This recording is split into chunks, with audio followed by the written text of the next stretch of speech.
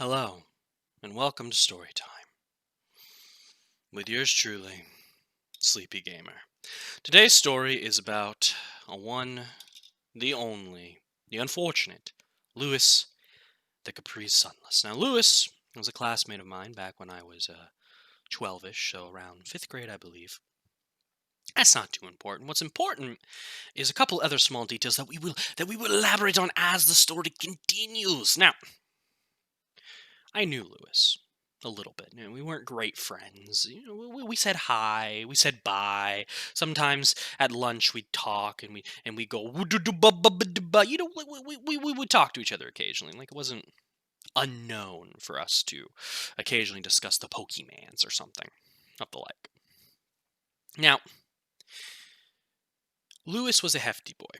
And when I say hefty, that's kind of generous. He was overweight. He really was. And we're not going to talk too much about that. It's a little necessary to the story, but I don't know what demons Lewis battled. Well, except for the one in this story. And I don't know if he had any issues. I don't know his at-home life, so I'm not going to talk about it. We're going to that topic goes over there off screen. Somewhere in the void. I don't know. You figure it out. I believe in you. The point is it was a very hot day. It was a little bit before summer, and this is Florida. So it'd be hot. It'd be a hot boy. It'd be a hot tamale. It's like a hot pocket that you took out of the microwave, but you didn't let cool down. You have to go the ha ha ha mouth thing about it, and it fucking sucks. Yeah, that's what it was like. Now, I have a lot of heat tolerance, subtle brag. But the point is, if I think it's fucking hot, it's flippin' dippin' hot, baby. The dippin' dots would melt before you even got 'em in your mouth. It was hot. It was uncomfortable. Now, normally in our classrooms, they were little disconnected trailer shits. That's what they were. Like, it was a whole bunch of small little, trailer like buildings that we had to walk from outside and to and fro. That's literally what it was. It was pretty weird, but yeah, cheap country schools, public education system is great, right? These were already pretty hot, even with their little shitty AC units up in the sky, the ceiling. There was normally 30 to 40 kids in a classroom, sometimes more, not even a joke. It was pretty wild. It was always very hot, very uncomfortable. We were shoved in there like sardines in a can, pickles in a pickle jar, peas in a pod. It wasn't very comfy dumpy. But today, the AC was out. And I don't know the actual temperature, but I can tell you it felt like it was around 100 and climbing. And it was very stale. It smelled like sweaty children. And the carpet, which was covered in many a bodily fluid, was being filled with some new sweaty children juice. So it was not a fun experience for anyone involved. But Lewis is the star of our show, as you will quickly realize why. I realize as I'm attempting to pay attention to the whiteboard in front of me, I'm in the back of the classroom, and Lewis is at the front, by the way, that Lewis has taken off his shoes. Now you're wondering, did I hear it? Did I see it? No, I smelt it and honed in on it like a goddamn Doberman, sniffing out where this smell was from. And I could see Lewis's shoes on the ground and could almost see the wafting smell particles coming off of them. Now, this isn't a big deal. This is Florida, and it's a kind of country-esque area. A lot of us take off our shoes. I had done it. We walk around barefoot all the time. And so I look at it. I'm like, I'll get used to the smell. And I try to look back at the whiteboard. But in about that long, I hear a noise. Now, this noise was hard to identify at first until I looked around because it sounded like... Now, what is that noise? Oh, that was the sound of Lewis removing his socks. Because they were so inundated with Lewis juice that they had become a being all their own, and were slurching his soul as he removed them. But that's not too important. I'm sure Lewis had plenty of soul to spare. I'm sure he's fine. What is important is that that's not where our story ends. Now, Lewis is clearly hot. He is a hot tamale. And at this point, I'm catching a lot of tentative glances at Lewis because he's putting on a little bit of a show. Now, Lewis had a button-up. Now, not a button-up like mine, where, you slide the buttons into little holes. One of the pop ones, you pop together.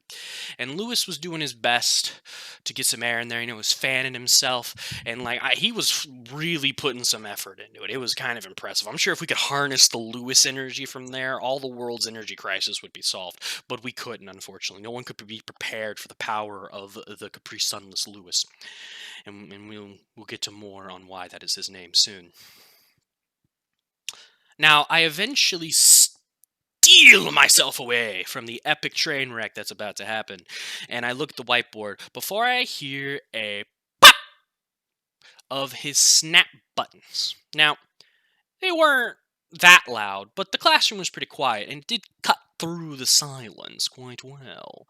And so every pop that happens, and there's a good handful of them if you know how buttons work, there's normally more than one or two. I keep stealing glances at Lewis, and with every pop, he's doing more and more and more until he's undone all of them, and he is flapping his wings like a majestic bat. And it sounds like it. It is flappy, it is loud, and I'm sure there's sweat going everywhere. And I feel bad for the poor saps that are doing everything they can to shove their desks as far away from Lewis as possible. But maybe Lewis juice is nice. I don't know. I wasn't inundated with any. Luckily. It's probably not nice. I mean, who cares? Point is, Lewis attempts to remove the shirt, and the teacher goes, with that finger waggle. I mean, like her finger's doing a goddamn circus show up there, and she's like, Lewis, you will not get naked in my classroom. And like she's very just finger waggly, and Lewis goes in a very parched, dehydrated voice, please, teacher, I have a tank top on.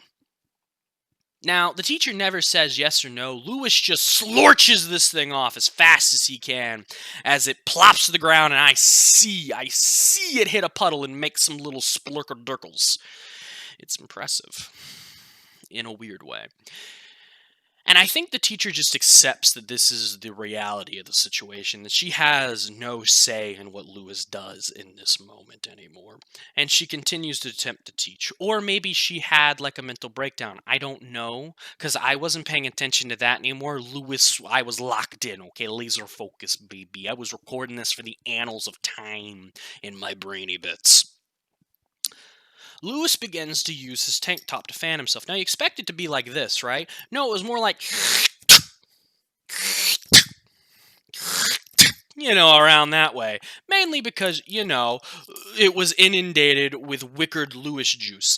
Now, I have to say that I wish that the tank top hadn't been removed. And it's for different reasons than you think, and we'll get to that. I just want you to be prepared for the rest of the story as we move forward.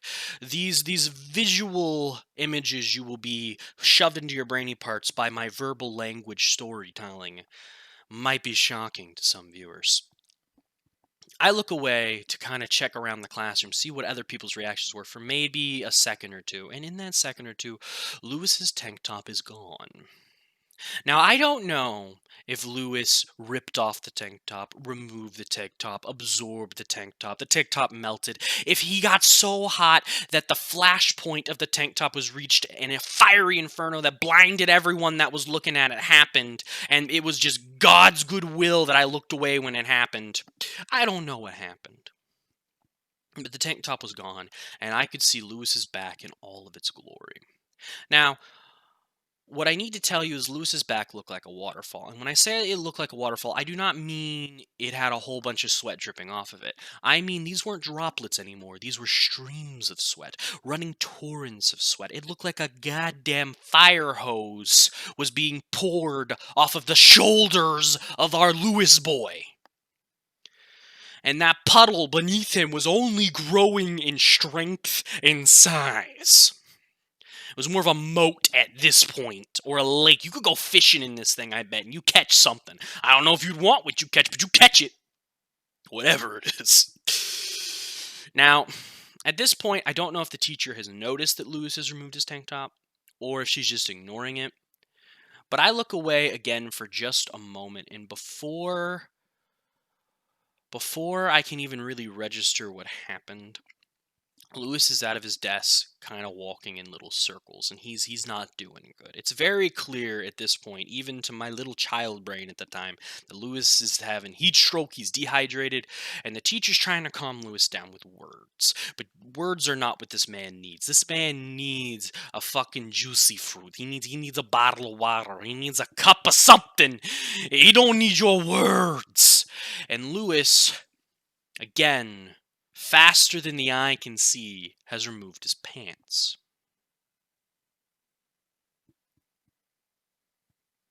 hmm Now, I don't know how he got these off so quickly because Lewis was wearing long khaki slacks, and those things are a pain in the butt to get off when they're not soaked. And from my personal experience, I know getting them off when they're inundated with liquid is very, very difficult. That's a story for another time. But Lewis has removed it. And at this point, people are just leaving the classroom. I should tell you. Now, this has been happening for a while now in our story, just so you know. Pretty much since Lewis removed the tank top, people have been just leaving the classroom. Students are just leaving. I think they knew what was going to happen. They knew the tale of Lewis, and they did not want to stay for it. And the teacher did try to stop them, saying they're going to get in trouble, but they just kind of nodded their heads and just walked out of the classroom with their backpacks. I don't know where they went. I don't know what they did. Doesn't affect me. This is the story. You should just know that at this point in our story, where Lewis is now walking around his underwear in little circles, mumbling for the rain down in Africa to come and save him. There's maybe 4 of us left, including myself. So 2 of them are my fellow troublemakers that I don't know by name, but we always seem to get in trouble at the same time. I call them the brave ones. And then there's this one other student who was a little too fascinated, was a little too interested in the tale of Lewis, the plight of Lewis, the Capri Sunless. She hadn't blinked this whole time, I'm confident. She was licking her lips. I'm not kidding, like licking her lips and like rubbing her little mitts. She was a little too interested, but this is not her tale, and it is not my tale to tell. An interesting one, a note that should have been made. But this is the tale of Lewis. This is the tale of Lewis. Now, at this point, the teacher is on the phone with the nursey, okay? And I remember this conversation pretty well because she was freaking out. She's pretty loud. I could hear it pretty well. I need help. I have a student who is clearly dehydrated and he's losing it. I need you to bring a Capri Sun. And she says it so confidently, so like this will solve the problem. The Capri Sun will solve it. And I remember my thought process very well from that day.